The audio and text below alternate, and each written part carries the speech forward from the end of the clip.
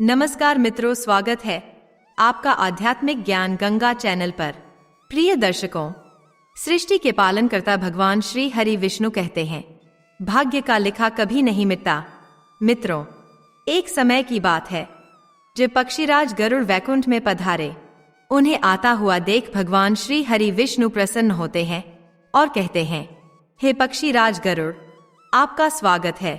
कहिए, अवश्य कोई महत्वपूर्ण प्रश्न लिए आज आप यहाँ पधारे होंगे। तब पक्षीराज गरुड़ कहते हैं, हे प्रभु, आपको मेरा सादर प्रणाम। मैं आज मेरी एक शंका लेकर आपके पास आया हूँ। हे प्रभु, आप तो त्रिकालदर्शी हैं और आप ही हर प्राणी के पाप और पुण्य का लेखा जोखा रखते हैं। हे प्रभु, आज मैं मनुष्य के भाग्य के बारे में जानना चाहता हूँ। तब मुस्कुराते हुए भगवान श्री हरि विष्णु कहते हैं, हे पक्षीराज, आप अपने प्रश्न को निसंकोच होकर कहें, मैं अवश्य ही आपकी जिज्ञासा को शांत करूंगा। तब पक्षीराज गरुड़ कहते हैं, हे प्रभु, मैं जानना चाहता हूं कि क्या भाग्य का लिखा बदला जा सकता है। तब भगवान श्री हरि विष्णु कहते हैं, हे पक्षीराज, प्राणी चाहे कितना भी प्रयास क्यों न कर ले, उसे अपने कर्मों का फल अवश्य ही भोगना पड़ता है। चाहे मनुष्य कितना ही प्रयत्न कर ले, लेकिन वह कभी अपने कर्मों से बच नहीं सकता। जैसी करनी वैसी भरनी, यह वाक्य तो आपने सुना ही होगा। अर्थात जैसे आप कर्म करोगे, चाहे वह सत्कर्म हो या कुकर्म, वैसा ही आपको फल भी प्राप्त होगा। हे पक्षीराज, आज मैं आपको इसी विषय में मनुष्य के भाग्य की लिखी एक कथा सुनाता हूँ। इस कथा के माध्यम से आपके मन की सभी आशंकाएं दूर होंगी। आप इसे पूरा ध्यान से सुने। मित्रों, तब पक्षीराज गरुड़ कहते हैं, हे प्रभु, इस पावन कथा को मैं पूरा ध्यान से सुनूंगा और समस्त मानव जाति के कल्याण हेतु मैं इस कथा का प्रसार अवश्य ही करूंगा। मित्रों, भगवान श्री हरि विष्णु कहते हैं, हे पक्षीराज, एक समय की बात है, मध्य देश में देवेंद्र नाम का एक बहुत ज्ञानी ब्राह्मण अपने परिवार के साथ रहता था। वह उस राज्य के राज मंदिर में पुजारी का काम करता था। वह सभी धर्मशास्त्रों में पारंगत और राजा का मुख्य सलाहकार भी था, जिस कारण से उसे पूरे नगर में बहुत सम्मान दिया जाता था। पूरे नगर में वह स्वामी जी के नाम से प्रख्यात था। फिर एक दिन वह अपने बचपन के मित्र से मिलने के लिए दूसरे गांव में जा रहा था। उसका वह मित्र बचपन से ही गूंगा और एक पैर से अपाहिज था। उस स्वामी के नगर से उसके मित्र का घर काफी दूर अन्य नगर में था। वहां जाने के लिए बीच में कई सारे छोटे छोटे गांव पड़ते थे। स्वामी जी सुबह जल्दी उठकर अपनी पत्नी से कहते हैं, हे भाग्यवान, आज मैं मेरे मित्र सुभाष से मिलने जा रहा हूँ। तुम जल्दी से मेरे भोजन को साथ में बांध कर दे दो। तब उसकी पत्नी कहती है, ठीक है जी, मैं अभी आपके साथ भोजन सहित अन्य कुछ सामान देकर सारा प्रबंध कर देती हूँ। आप अपना ध्यान रखिए। अगर लौटने में देर हो जाए तो किसी धर्मशाला में आश्रय लीजिए। तब स्वामी ने अपनी पत्नी की बात मान ली और भोजन को साथ लिए वह घर से निकल पड़ा।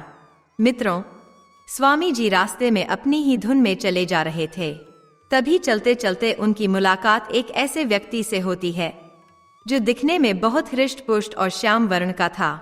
उसे देखकर स्वामी जी थोड़े घबरा गए, क्योंकि दूर से वह किसी राज्य के गुप्तचर जैसा लग रहा था, किंतु उसके हाव भाव से ऐसा प्रतीत हो रहा था कि मानो वह किसी का इंतजार कर रहा है। जब स्वामी जी चुपचाप वहां से गुजर रहे थे, तब वह भी स्वामी के साथ चलने लगता है और स्वामी जी की तरफ देखकर मुस्कुराता है। उस व्यक्ति को देखकर अब स्वामी जी बहुत खुश हो जाते हैं और वे सोचते हैं कि चलो अच्छा हुआ, साथ साथ चलने से उनका सफर आसानी से कट जाएगा।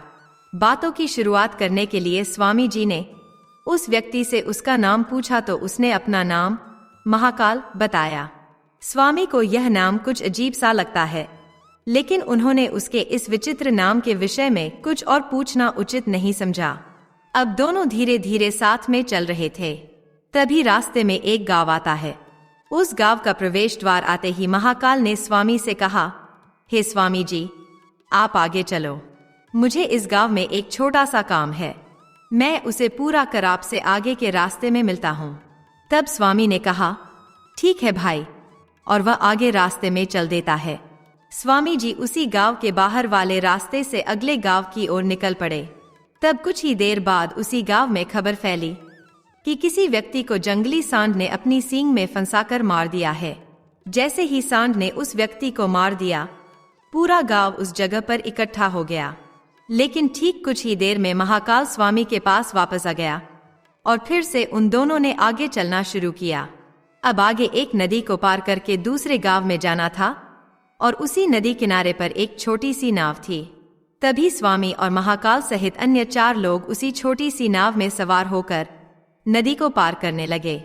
जब वह नाव एक किनारे से दूसरे किनारे जाती है, तभी स्वामी जी उस नाव से उतर जाते हैं। लेकिन महाकाल कहते हैं, स्वामी जी, आप इस गांव के मंदिर की ओर जाओ, मैं आपको वहीं मिलता हूँ। और स्वामी जी वहां से निकल जाते हैं। लेकिन कुछ दूर जाते ही वह नाव अचानक से पानी में पलट जाती है और उसमें बैठे अन्य सभी लोग गहरे पानी में डूब जाते हैं। तभी स्वामी जी लोगों को बचाने की कोशिश करने हेतु उसी नदी किनारे आते हैं, किंतु वहां कोई भी नहीं होता। स्वामी को पानी में तैरना नहीं आता था, इसीलिए वह मन ही मन दुखी होकर वही कुछ समय तक चुपचाप बैठे रहे। लेकिन तभी उनका साथी मित्र अचानक से नदी से बाहर आता है, जिसे देखकर स्वामी जी थोड़े खुश तो होते हैं। लेकिन महाकाल ने उन्हें बताया, स्वामी जी, चलो आगे की ओर चलते हैं। उस नाव में जो थे, उनमें से मैं किसी को भी नहीं बचा सका और न ही कोई बच सकता है। पानी का बहाव अब काफी बढ़ चुका है। दुखी मन से स्वामी जी महाकाल के साथ अब आगे की गांव की ओर निकल जाते हैं और चलते चलते तीसरे गांव के द्वार पर पहुंच जाते हैं। उस गांव के बाहर एक बड़ा ही सुंदर और विशाल शिव मंदिर बना हुआ था। वहां पर आराम करने की सुविधा काफी अच्छी लग रही थी और स्वामी जी के मित्र का घर अभी वहां से बहुत दूर था और रात भी होने वाली थी। तो स्वामी ने महाकाल से कहा, मित्र, अभी रात्रि होने वाली है। पूरे दिन चलते चलते हम थक भी चुके हैं और तेज भूख भी लग रही है, तो यहाँ पर हम भोजन करते हैं। मैंने मेरे साथ कुछ भोजन लाया है, हम इसे ही मिल बांट कर खा लेते हैं और यहीं पर हम विश्राम कर लेते हैं। फिर सुबह के समय आराम से आगे की यात्रा जारी करेंगे। तब महाकाल ने कहा, ठीक है, आज की रात हम यहीं रुक जाते हैं। और आगे महाकाल ने स्वामी जी से कहा, स्वामी जी, आप यहीं विश्राम करो, मुझे इस गांव में किसी को कुछ महत्वपूर्ण समाचार देने हेतु जाना है। आप भोजन करके यहीं विश्राम करो, मैं थोड़े ही समय के पश्चात वापस आकर भोजन कर लूंगा। इतना कहकर वह वहां से चला जाता है।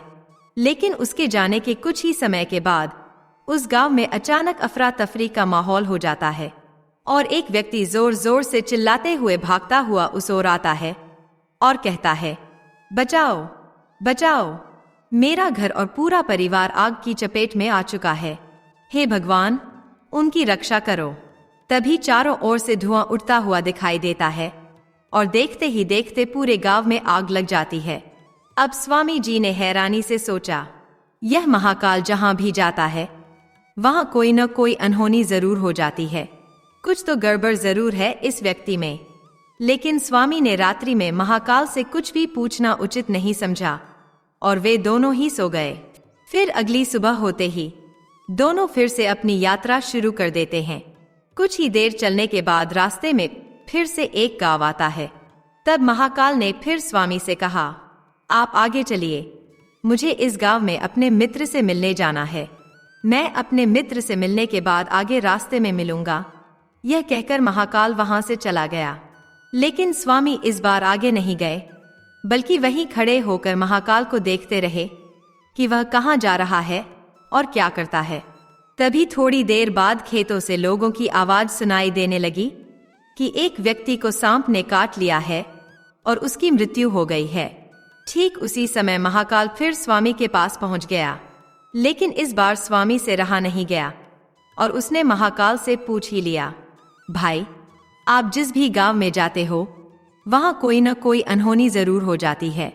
क्या आप मुझे बता सकते हो ऐसा क्यों हो रहा है?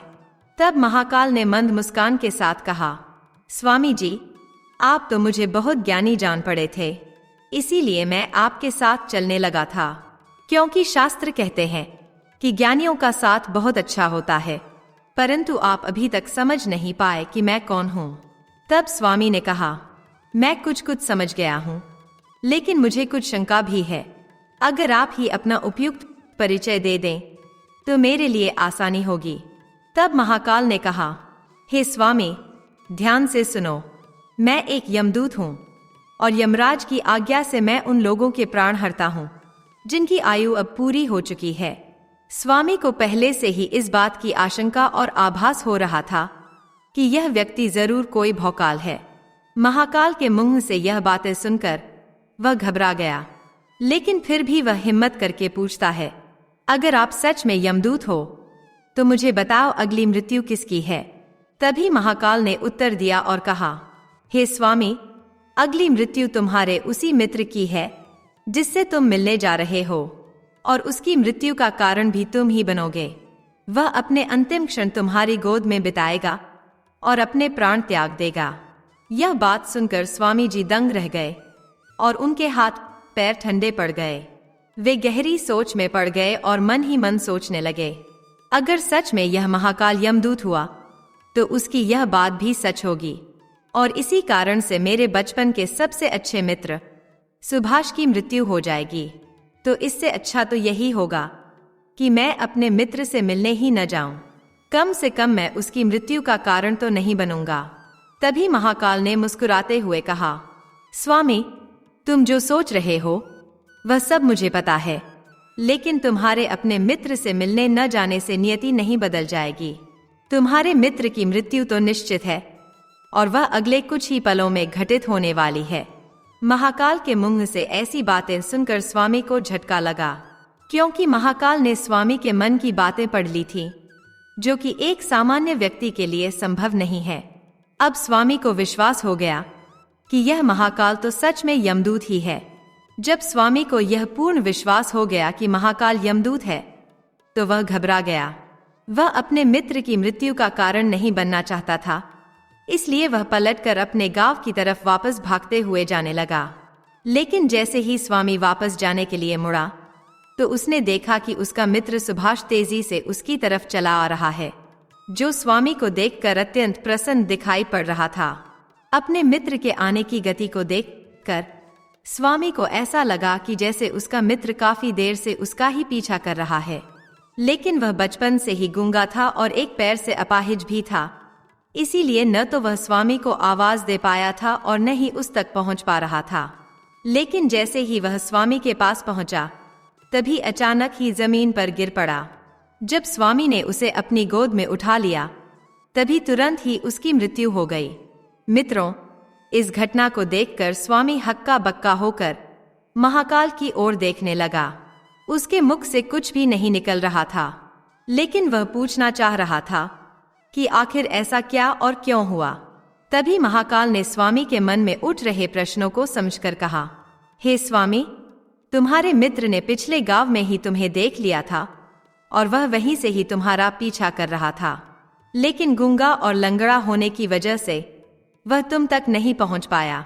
उसने अपनी पूरी ताकत लगाकर तुम तक पहुंचने का प्रयास किया, लेकिन बुढ़ापे में बचपन जैसी ताकत नहीं होती है। वह काफी तेज चला और उसकी सांसें फूल गई, इसलिए दिल का दौरा होने के कारण उसकी मृत्यु हो गई, क्योंकि वह तुमसे मिलने के लिए अपनी सीमाओं को तोड़कर तुम्हारे पीछे भाग रहा था। इसलिए अपने मित्र की मृत्यु का कारण भी तुम ही कहलाओगे। अब स्वामी को पूर्णतः विश्वास हो गया था कि महाकाल ही यम है और उसका कार्य जीवों के प्राणों को हरना है। लेकिन स्वामी एक ज्ञानी व्यक्ति था। वह यह भी जानता था कि मृत्यु पर किसी का वश नहीं है, सबको एक ना एक दिन मरना ही है। यही सोचकर उसने अपने आप को संभाल लिया। लेकिन अचानक ही स्वामी के मन में अपनी मृत्यु के बारे में जानने की इच्छा हुई, इसलिए उसने धर्मराज से पूछा, हे यमदूत, जब मृत्यु मेरे दोस्त की होनी थी तो तुम शुरू से ही मेरे साथ क्यों चल रहे थे?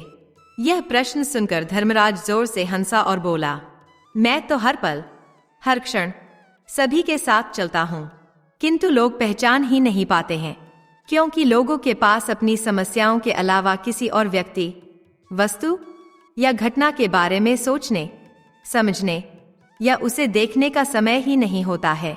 तब स्वामी ने कहा, अगर आप ही मृत्यु हैं, तो क्या आप यह बता सकते हो कि मेरी मृत्यु कब, कहाँ और कैसे होगी? मंद मुस्कान के साथ महाकाल ने कहा, हे स्वामी, किसी भी सामान्य जीव के लिए अपनी मृत्यु के बारे में जानना ठीक नहीं है, क्योंकि कोई भी जीव हो वह अपनी मृत्यु के बारे में जानकर बहुत दुखी हो जाता है। हालांकि तुम ज्ञानी व्यक्ति मालूम पड़ते हो, और तुमने जिस तरीके से अपने मित्र की मृत्यु को सहन कर लिया है, उसे देखकर लगता है कि तुम अपनी मृत्यु के बारे में जानकर भी दुखी नहीं होंगे। आगे महाकाल ने कहा, तो सुनो, तुम्हारी मृत्यु आज से ठीक 6 महीने बाद आज ही के दिन किसी दूसरे राज्य में फांसी लगने से होगी। और सबसे हैरानी की बात तो यह होगी कि तुम स्वयं ही खुशी खुशी से उस फांसी को स्वीकार कर लोगे। इतना कहकर महाकाल अचानक से वहां से अदृश्य हो गया, क्योंकि अब महाकाल के पास स्वामी के साथ चलते रहने का कोई कारण न था। इसके बाद स्वामी ने वहीं गांव में अपने मित्र के शरीर का अंतिम संस्कार किया और यथाशक्ति से उसका क्रियाकर्म करके अपने गांव वापस आ गया। मित्रों, भगवान श्री हरि विष्णु कहते हैं, हे पक्षीराज, कोई प्राणी कितना भी ज्ञानी क्यों न हो, अपनी मृत्यु के बारे में जानकर दुखी तो होता ही है, और मृत्यु से बचने का कोई न कोई उपाय भी वह जरूर खोजता है तथा वह उससे दूर भागने का हर संभव प्रयास भी करता है।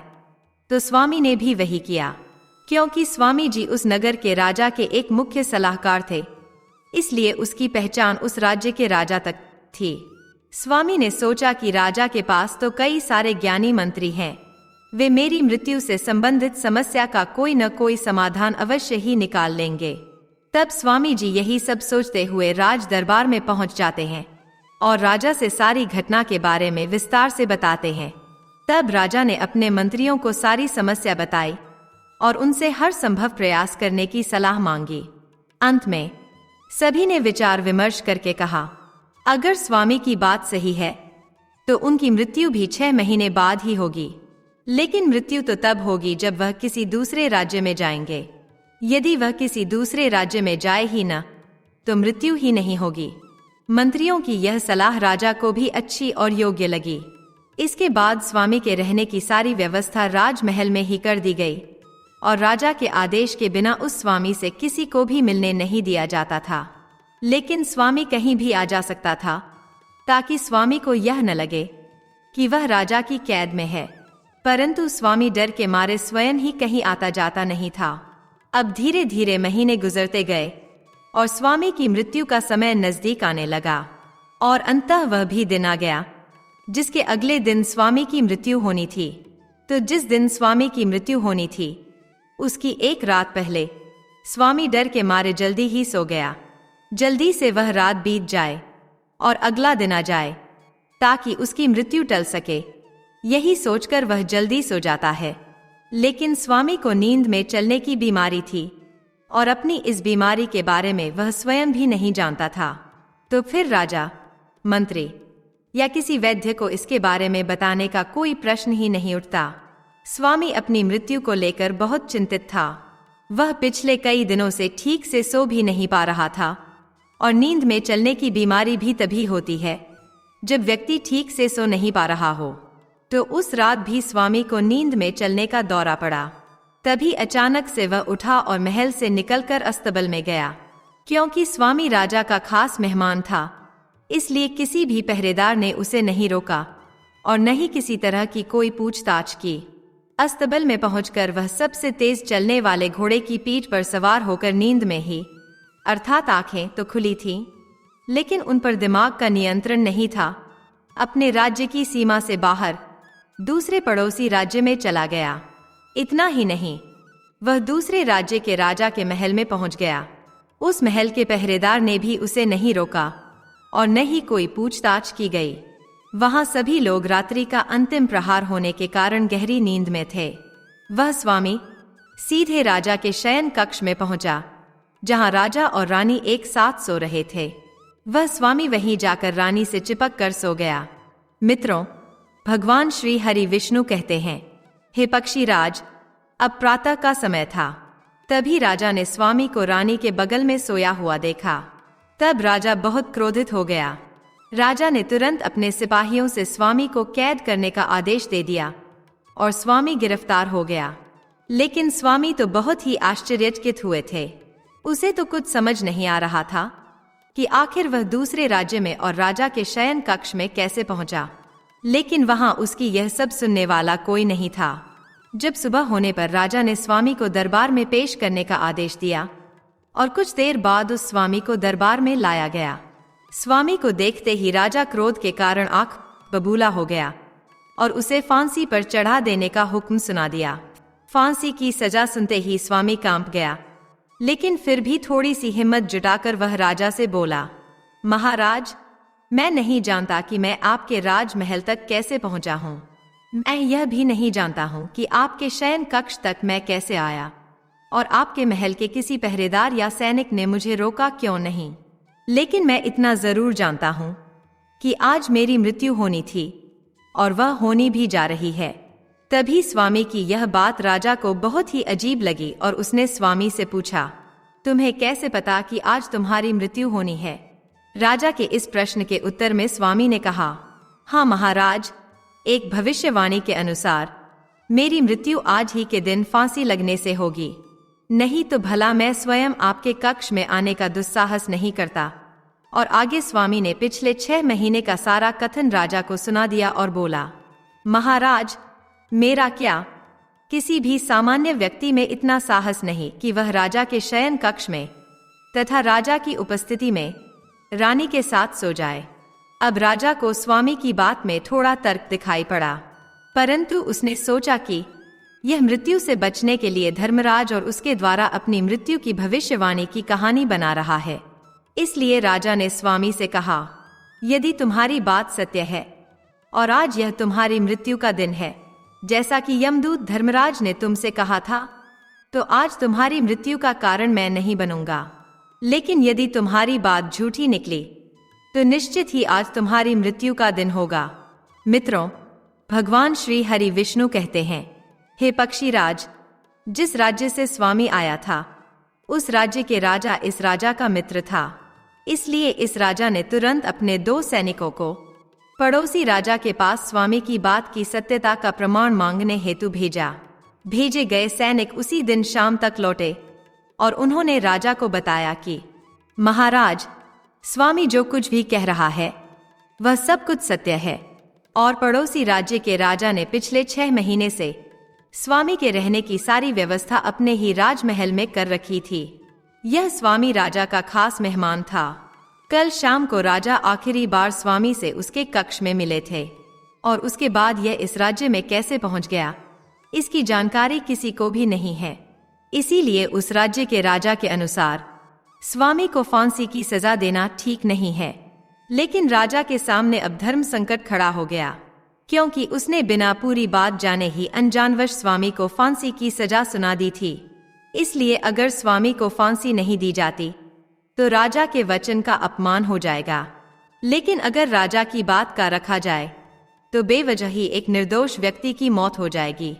तभी राजा ने अपने सभी मंत्रियों से इस बारे में सुझाव मांगा। तो मंत्रियों ने राजा को सुझाव दिया और कहा, महाराज, स्वामी को एक कच्चे सूत के धागे से फांसी लगवा दी जाए। इससे आपके वचन का भी मान रह जाएगा और कच्चे सूत के धागे से स्वामी को फांसी भी नहीं लगेगी और उसके प्राण भी बच जाएंगे। राजा को मंत्रियों का यह सुझाव पसंद आया और यही सुझाव स्वामी जी को भी बहुत पसंद आया और वे राजी हो गए। तभी राजा ने ऐसा ही करने का आदेश दे दिया। स्वामी के लिए कच्चे सूत के धागे से फांसी का फंदा बनाया गया और नियम के अनुसार स्वामी को फांसी पर चढ़ाया जाने लगा। वहां के सभी लोग बहुत खुश थे कि ना तो स्वामी मरेगा और ना ही राजा का वचन खाली जाएगा। अब स्वामी को भी पूर्ण विश्वास था कि इस सूत के धागे से तो उसकी मृत्यु हो ही नहीं सकती है और स्वामी जी हंसी खुशी से उस पर चढ़ने के लिए तैयार हो गए। जैसा कि धर्मराज ने भविष्यवाणी की थी कि तुम खुद ही अपनी फांसी को स्वीकार करोगे। लेकिन जैसे ही स्वामी को फांसी दी गई, सूत का धागा तो टूट गया, लेकिन टूटने से पहले उसने अपना काम कर दिया था। स्वामी के गले की एक नस सूत के धागे के झटके से कट चुकी थी और स्वामी जमीन पर पड़ा तड़प रहा था। उस पल उसके गले से खून की फुहार निकल रही थी और देखते ही देखते स्वामी का शरीर पूरी तरह से शांत हो गया।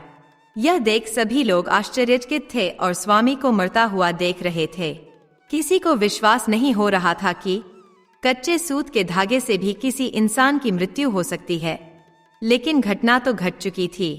मित्रों, भगवान श्री हरि विष्णु कहते हैं, हे पक्षीराज, नियति ने अपना काम कर दिया था और धर्मराज की भविष्यवाणी सच हो चुकी थी।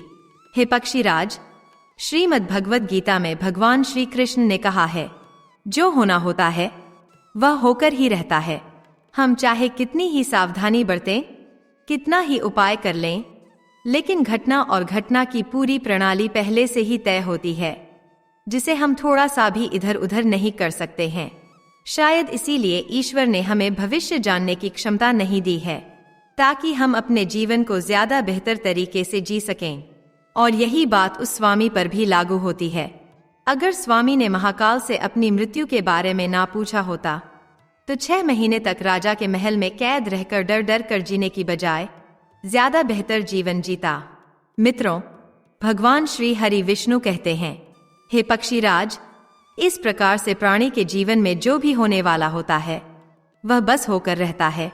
सुखी और शांति जीवन को जीने हेतु उसे अपने भाग्य तथा भविष्य के बारे में ज्यादा चिंता नहीं करनी चाहिए। हर क्षण का आनंद लेते हुए अपने कार्यों को नित्य रूप से करना चाहिए और सदा ही धर्म का आचरण करना चाहिए। जानकारी अच्छी लगी तो वीडियो को लाइक जरूर करें और कमेंट में जय श्री हरि विष्णु अवश्य लिखें। साथ ही चैनल को सब्सक्राइब करें। मिलते हैं अगले ऐसे ही एक ज्ञानवर्धक वीडियो में, एक नए विषय के साथ, एक नई चर्चा में। आप सभी का बहुत बहुत धन्यवाद। भगवान श्री कृष्ण आपको हमेशा प्रसन्न रखें। जय श्री राधे, जय श्री कृष्णा, जय श्री राम, जय श्री हनुमान, जय माता लक्ष्मी।